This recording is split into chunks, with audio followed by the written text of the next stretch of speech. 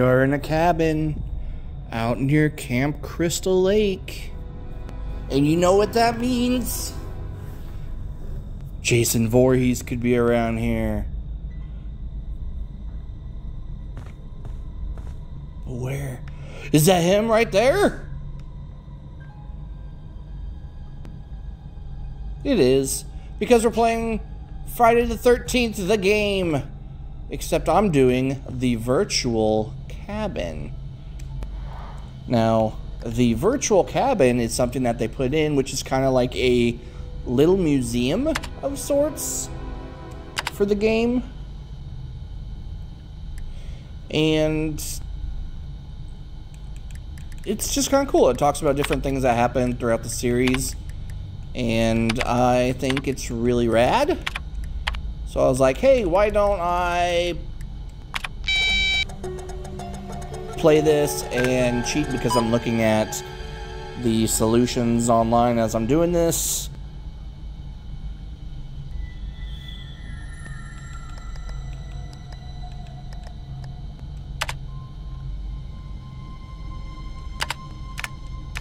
So yeah, you just kind of walk around. You can kind of investigate things, and you can see like little facts about different parts of the movies. Director Adam Marcus wanted to turn the series back to themes of family. The character of Jessica Kimball is the daughter of Diana Kimball, who is the half-sister of Jason Voorhees. The role of Ali, a tough member of a local biker gang, was played by an actor named, appropriately enough, Nick Savage. It's a rough movie for Ali. His bike is damaged, his friends are killed, and he gets his arm chopped off before... What am I doing? He gets his arm chopped off before... Oh no!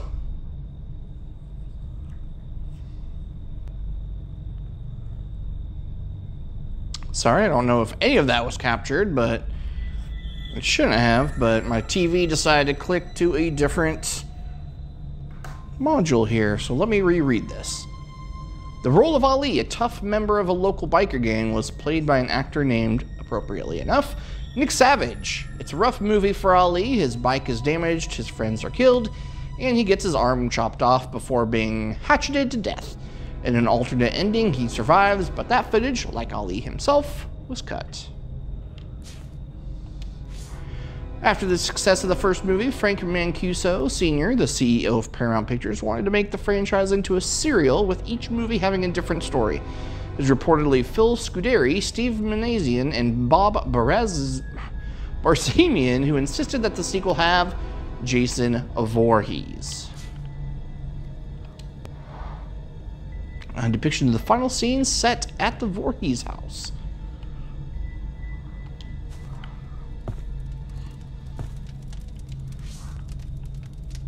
While arming himself for his fight with Jason, Tommy Jarvis purchases 3 books. In part 6, Jason Lives, 30 Years Among the Dead Are Alive, and a Manual of Occultism, written by Dr. Walter Gorn, old under the nom de plume Safarial. Each volume helpfully offers the reader a look into the story's theory and practice behind the supernatural and the occult.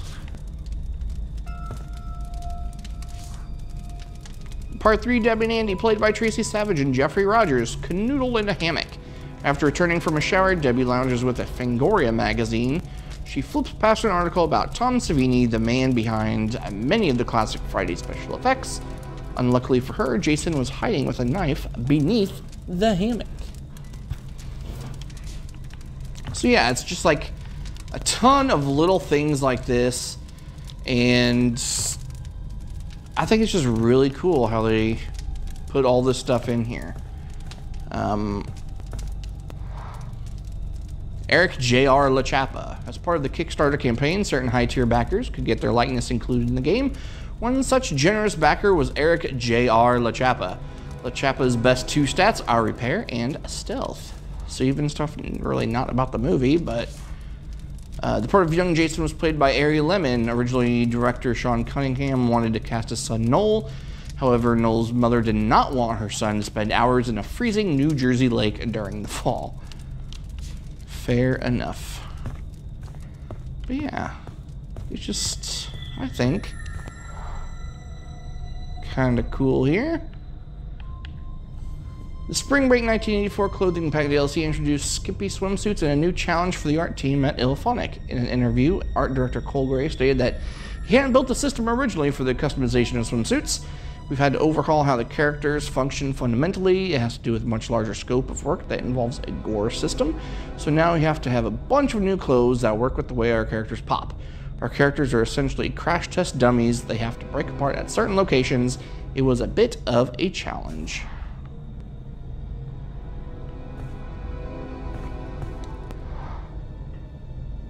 With a budget of just over $500,000, Sean Cunningham had little budget for expensive lighting rigs, resulting in a very dark night shots. Making the best of the situation, Cunningham chose props and costumes that had bright colors. Even the doors were painted bright red. Yeah, there's tons of stuff, like all throughout this virtual cabin. Oh no, snake. There are over 100 licensed Friday the 13th products and toys. Together, they have grossed over $125 million in revenue. Only 2 actors have appeared in both the film series and the TV series, John Shepard and John D. Lee May, who play Steven. Both are named John, and both improbably survive.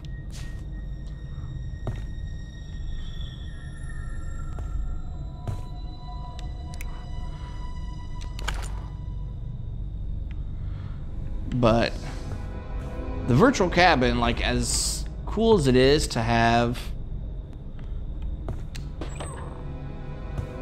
the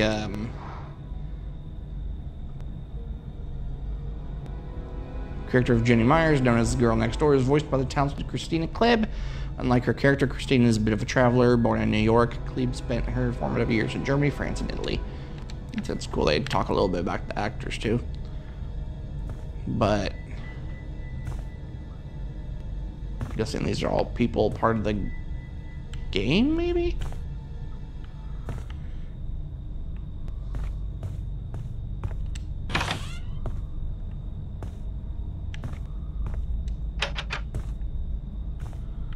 But the thing about the virtual cabin that most people probably know is that there is a secret that was supposed to give you a idea of one of the DLC things that was coming down the pipeline. One of the most emblematic moments of this movie was the scene of Jason in Times Square. Kane Hodder, who played Jason, stayed in character the whole time. There were hundreds of people on both sides of the street watching the filming. With one quick look from Jason, the crowd would scream, cheer, and go wild. Ooh.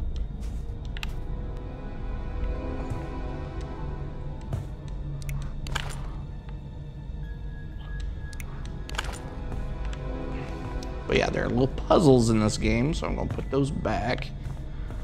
I'm assuming that these are supposed to reference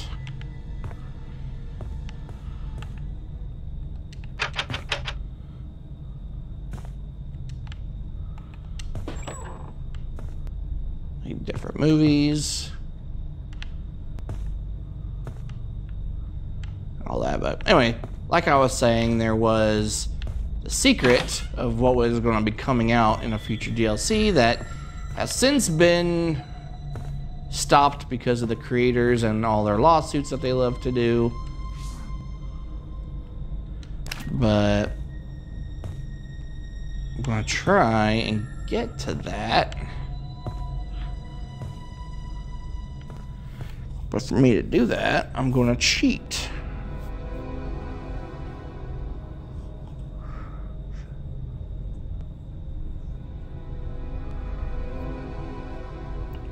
So let me go around here, and I'll probably like skip through this video as I'm doing it. Gotta find these masks.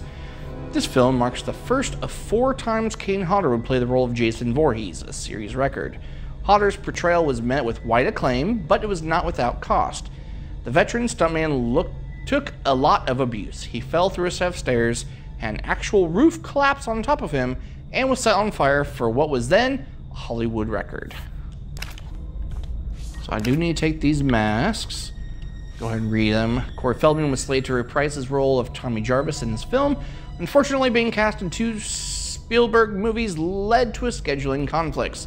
A compromise was reached in which the child actor would appear, but only in the opening sequence. Director Danny Steinman arranged for the crew to set up in Feldman's backyard. They put up extra bushes, had a rain machine, and wrapped the shoot in 2 hours. Tommy's fascination with masks served multiple purposes in this film. They served as an homage to seminal special effects artist Tom Savini, as well as adding a darker layer to Tommy's character, providing an omen of things to come. According to screenwriter Barney Cohen, they also made a philosophical point about horror, that it is contagious. The horror that Jason dispenses can be passed on to anyone. This film featured a recast Jason. The filmmakers discovered a 6'3", 250-pound nightclub owner named C.J. Graham. Graham was part of a hypnotist stage show whereby a magician would put audience members in a trance and ask them to imagine they were encountering Jason Voorhees. Graham would dress as Jason and scare them in the middle of the hypnosis. The production team was impressed and cast Graham as Jason for the movie. Okay, let's see. So I have to go downstairs here. Gotta get all these masks. For this movie, the special effects team led by Greg Nicotero went for a mutated disease look for Jason. The theory was that the hockey mask had been on Jason for so long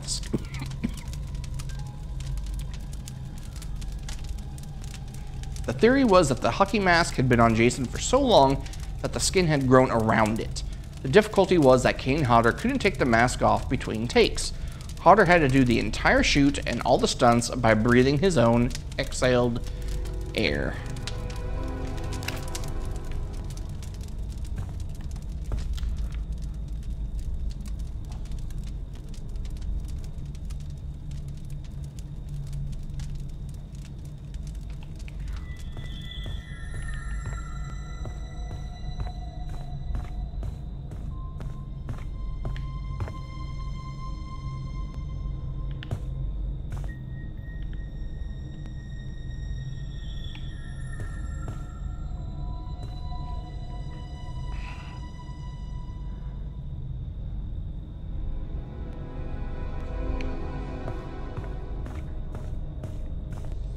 Alright, I have to come in here. There's a mask in here.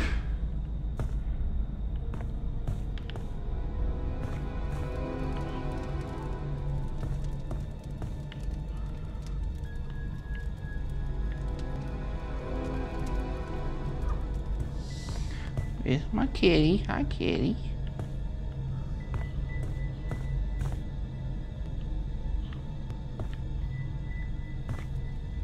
Ah, there it is. Okay. During pre-production of Friday the 13th Part 3, director Steve Miner called for a makeup test on Jason to get an idea of what he would look like this time. Instead of applying the rigorous makeup to the actor just for the test, they tried out a Detroit Red Wings hockey mask from 3D Effects supervisor Martin J. Sadoff's bag of hockey gear and liked what they saw, then created a new mask.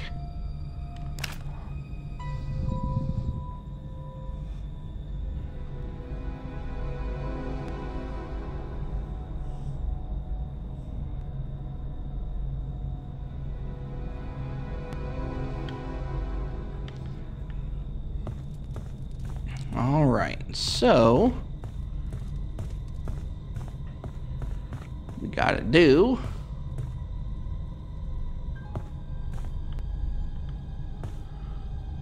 let's see.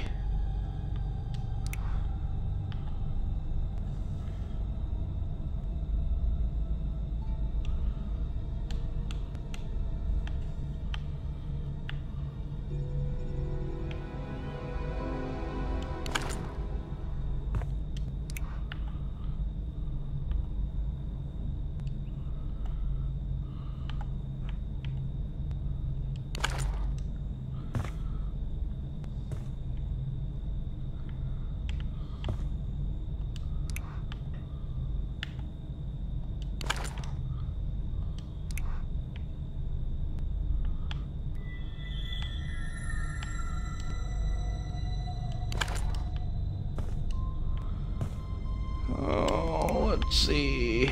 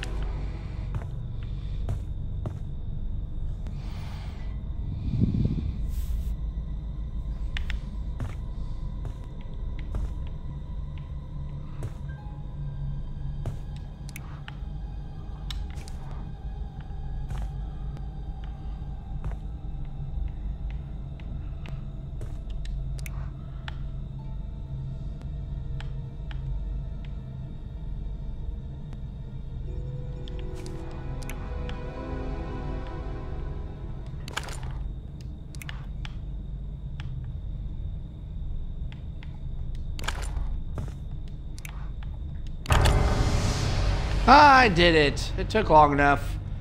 But yeah, you just put these masks in order and you get a patch. Every GS model takes months to create and countless iterations. It's usually the mask that takes the longest, said Gun Media co-creator Wes Keltner. We can usually nail the face in 4 iterations. The mask, it's about a dozen before it's right. The holes have to be right, the chevrons have to be right, it's got to be perfect. Alright, and with that, I have to figure out what I'm gonna do next. Okay, so I gotta go downstairs and look at the diorama. Okay.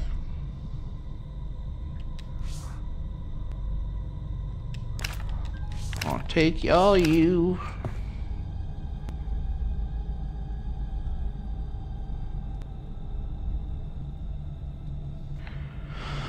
I'll go over here. Nope. Wheelchair room, where are you?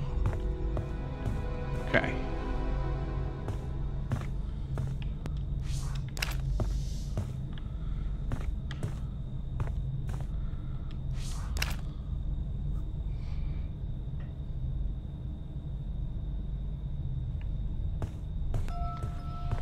Okay, become the toilet.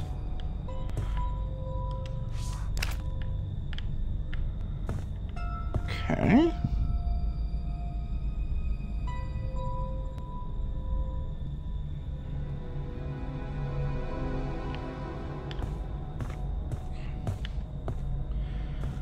All right. So here we're creating the barn scene.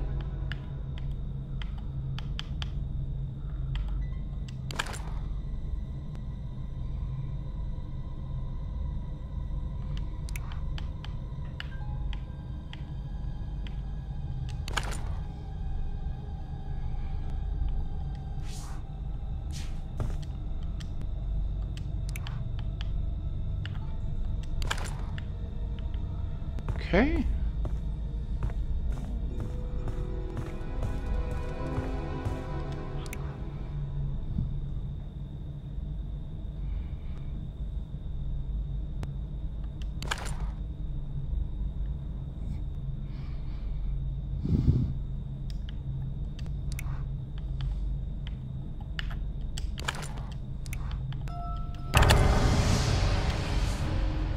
I always said any of the films I did as Jason, I would always warn the actors, and they always thought it was kind of a joke. But I was very serious saying, when it comes time for your death, it's not going to be easy. It's not going to be comfortable. It's going to be a little rough. I'm not going to hurt you, but it's going to be a little rougher than you expect. And sometimes they were quite tentative about it, and then when you saw the final product, oh, I'm so glad you did it like that, because it looks so much better.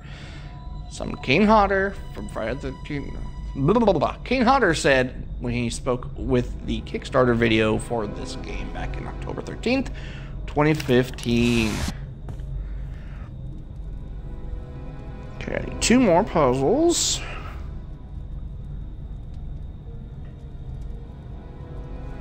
Okay, so wheelchair room.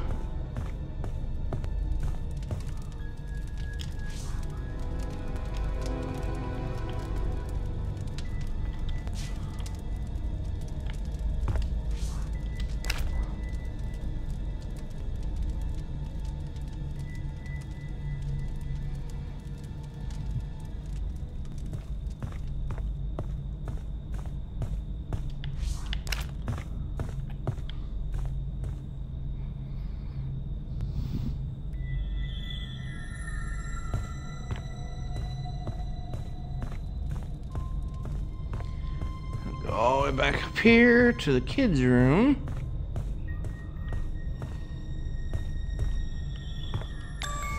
Ah, spider!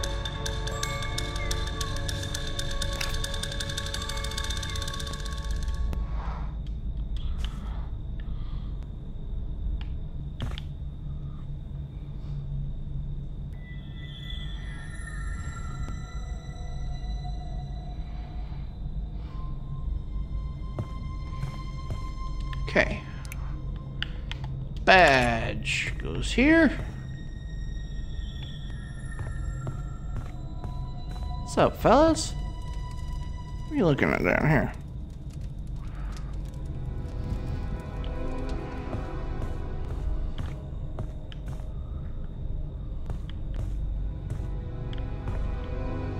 Okay. VHS here. Nope, sorry, gotta take that. Leave the yo-yo. Red bandana in the wheelchair room.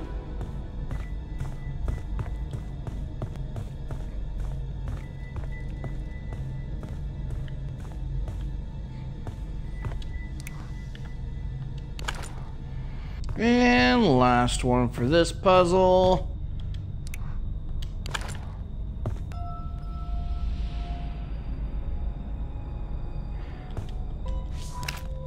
That'd help if I put the... Wait, what?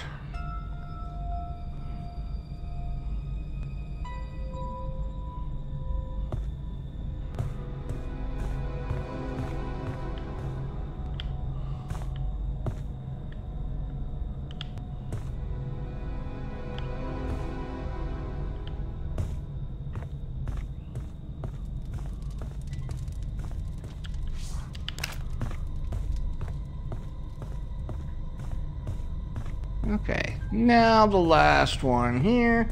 Blue cap on her. Dev team studied every minor detail in the films, even the copies on VHS. Go get the look and feel just right. At PAX West 2016, Alphonics CEO Chuck Brungart described their task this way.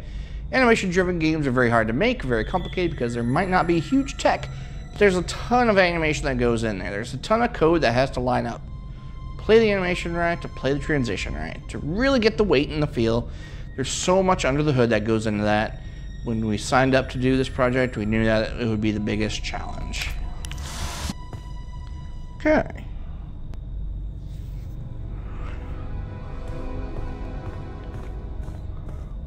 Now I gotta go and make a phone call.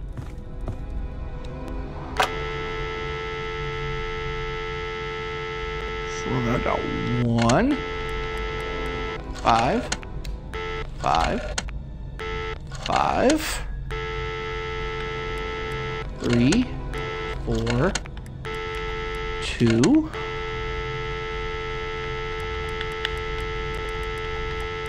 9,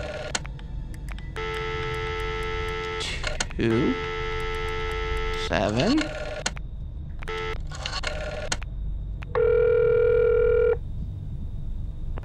Who is this?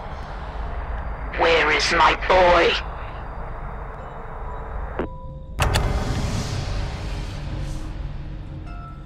Wes Keltner never dreamed he'd get the phone call that the Friday the 13th license would be granted to Gun Media. We sort of assumed we'd make Slasher Volume 1 Summer Camp as this sort of homage, and then maybe later, someone would give us a call, some Hollywood type. But we really weren't banking on that. It was just make the best slasher experience we can. Alrighty.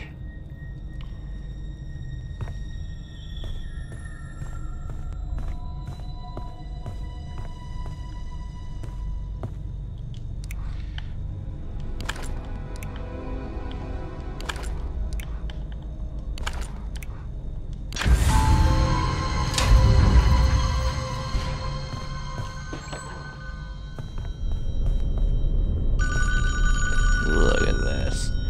All the different models. So cool. I love this one in particular. Jason begins his film drowned and chained to the bottom of Crystal Lake. Telekinetic Tina Shepard, Part 7's final girl, mistakenly brings Jason back to life while having an emotional breakdown. Part 7 features several intense battle scenes, creatively brutal kills like the sleeping bag, and memorable characters, but more importantly, this film makes the first time Kane Hodder would step into the role of Jason Voorhees. Kane's intimidating portrayal of Jason quickly propelled him into a fan favorite, and ultimately allowed Kane to don the hockey mask for the next 3 films. Kane Hodder, a legend.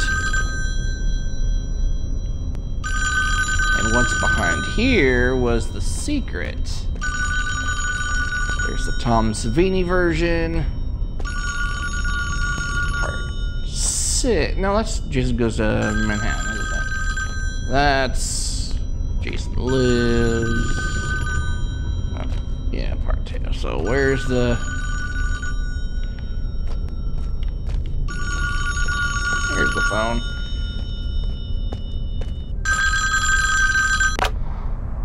You can bring him back, you know. There's always a way. Ah, where'd she come from?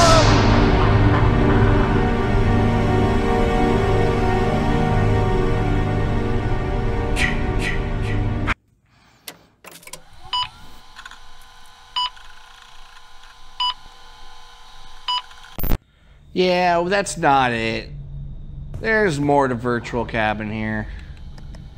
So let's change the date. We're going to change this to June 13th, 1979.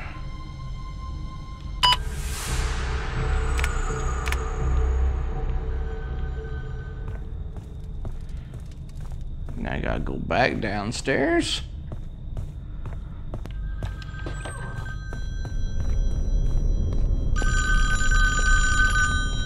I'm coming.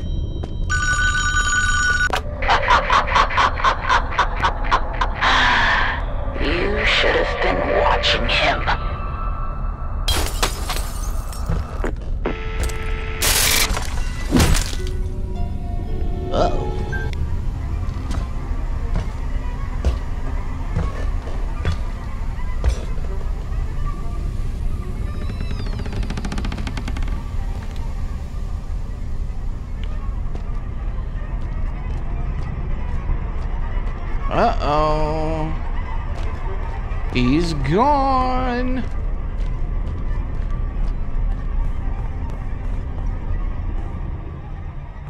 Oh no! Someone killed her! Yeah, I'm not gonna read all these. Someone is in the house with me.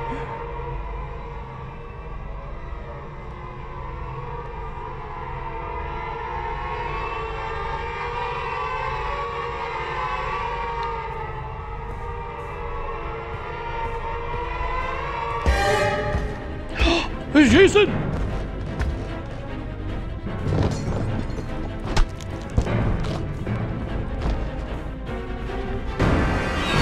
Oh! He's murdered everybody.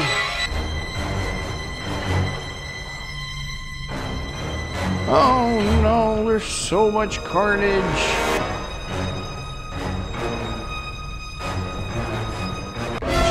Oh no, right through the neck like in the movie. Oh, and she like chopped off. Oh no! The horror, the horror. Ah! I need your key. Oh, get out of my way. Uh-oh.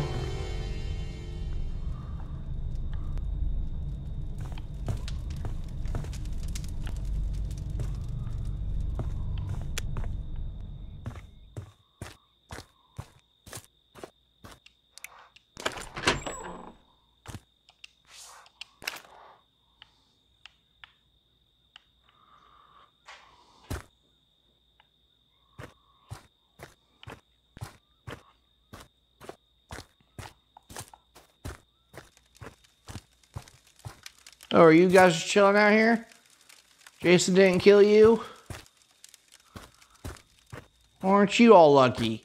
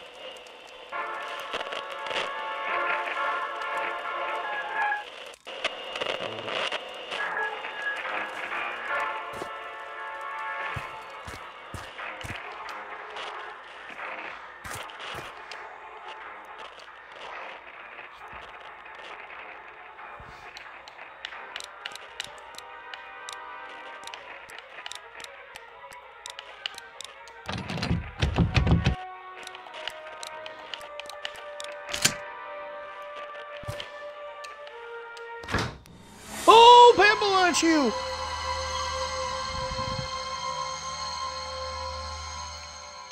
I'm gonna take your head. Come home to Mommy, Jason. You know the way.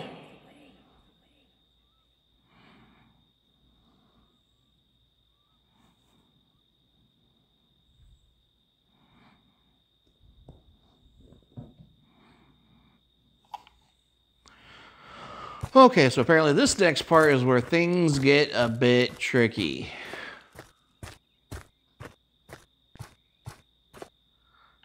Okay.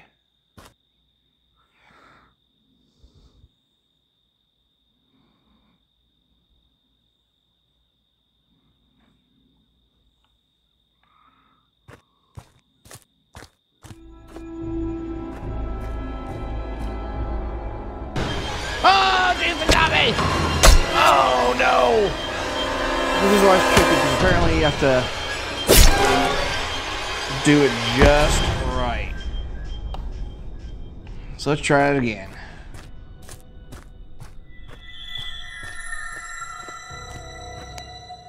Nope, too far. Nope, nope, nope!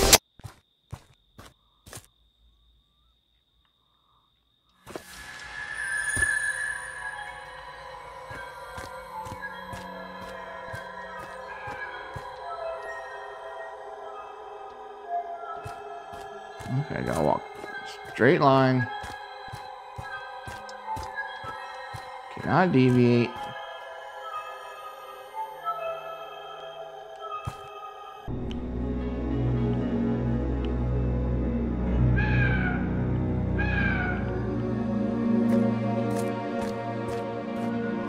Ah, I'm the right way.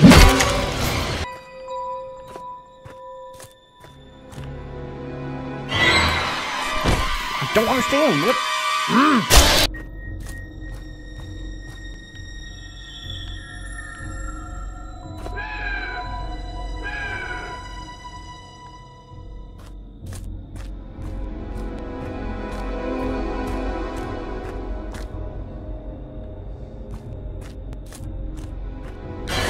Oh, come on!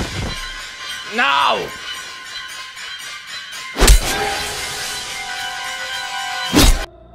To the ducks.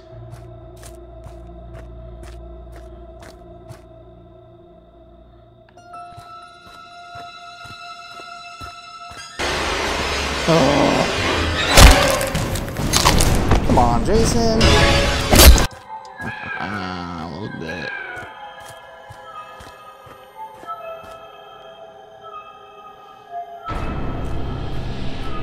There. That's it.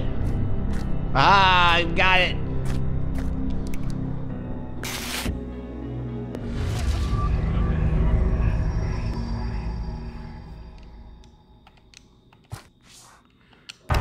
Did all that for a patch.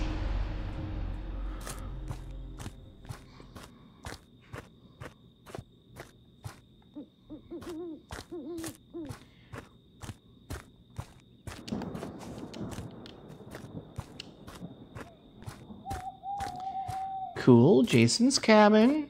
This is cool.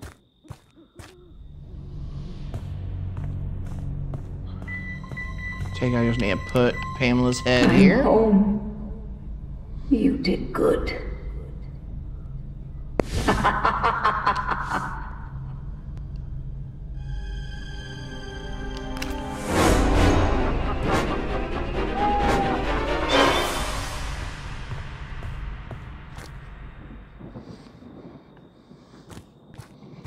Okay, now the graveyard.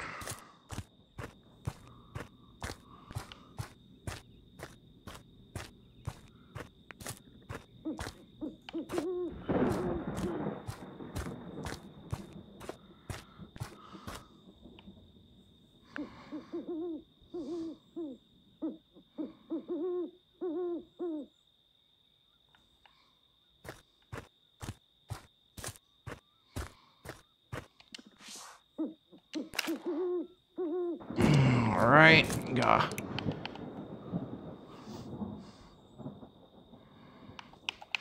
Ah, they're gonna make me do the Jason Lives.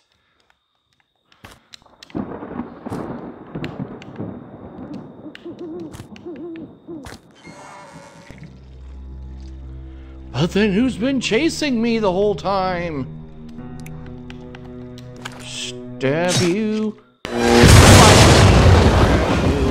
up comes Jason.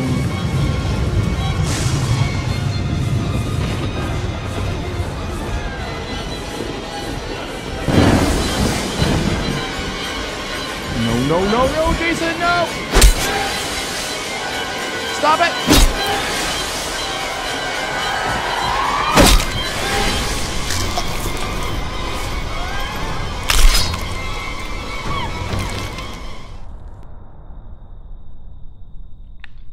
And I'm still alive somehow. Okay. Take that patch.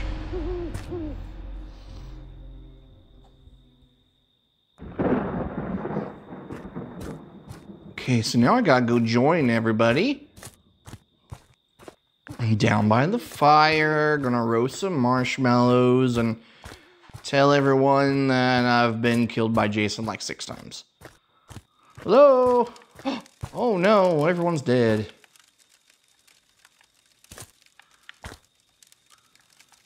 Why is everyone dead?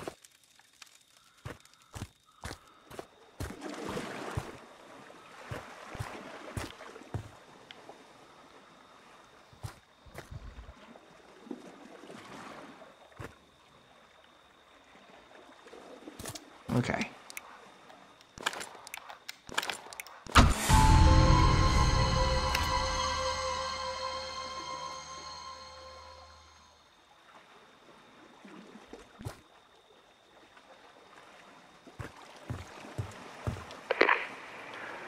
So tell me about when you were making the game. Did you have any like weird glitches or strange bugs that you found? Late in development, we had this bug. We swore it was like the spirit of Jason coming into the game or something. But sometimes during a match, these invisible holes would generate, and if you managed to fall through one, you'd end up in this weird, untextured area of the map. It was not like an area we physically created, but like made of bits of our assets. Eventually, you'd be shot up high into the air and killed by Jason in the sky. Luckily, we were able to get it out before CERT, but it was a tough one. How were you able to find it? We had this debug code that would show us the holes in the map. That helped us hunt them down. What was the debug code? You know, it's the same code everyone uses when they need to input a secret code in a video game. I mean, just remember back when we were kids. It's probably better for legal that way. Okay.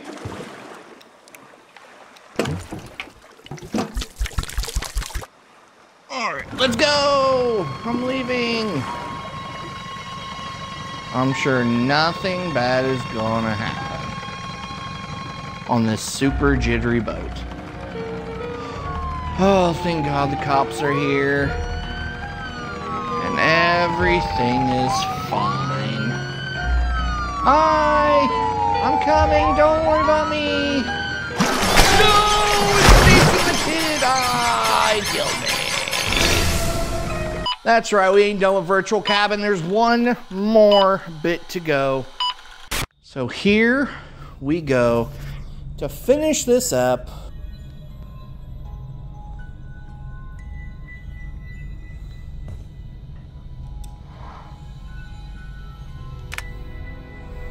Okay, so let's see. I've got to enter the debug code, which is the Konami code. So let's see if it does it here. Down, down, left, right, BA. There we go, debug mode.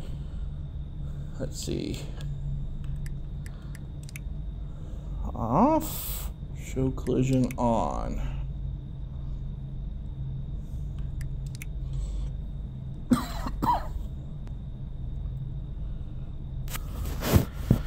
Okay, so now I gotta go to the wheelchair room.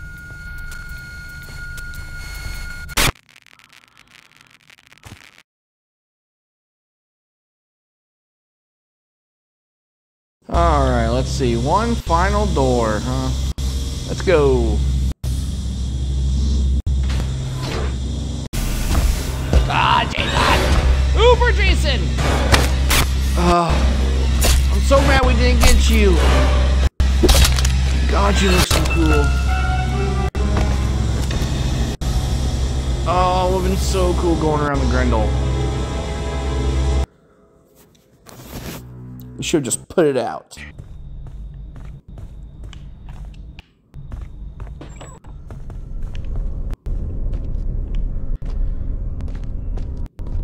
The model we were supposed to get. In the 10th film of the series, Jason is sent into the far future and in outer space. With a cameo death by David Cronenberg, a holographic double sleeping bag kill, and the infamous liquid nitrogen face smash, Jason X has some great highlights. Perhaps most memorable is the introduction of Uber Jason. In a brutal battle with the android KM-14, Jason falls defeated into a nano medbay that rebuilds the killer into a powerful cyborg with red eyes. Reborn, Uber Jason finds he has monstrous strength and is impervious to bullets and roundhouses from androids. Uber Jason is as indestructible as a falling star.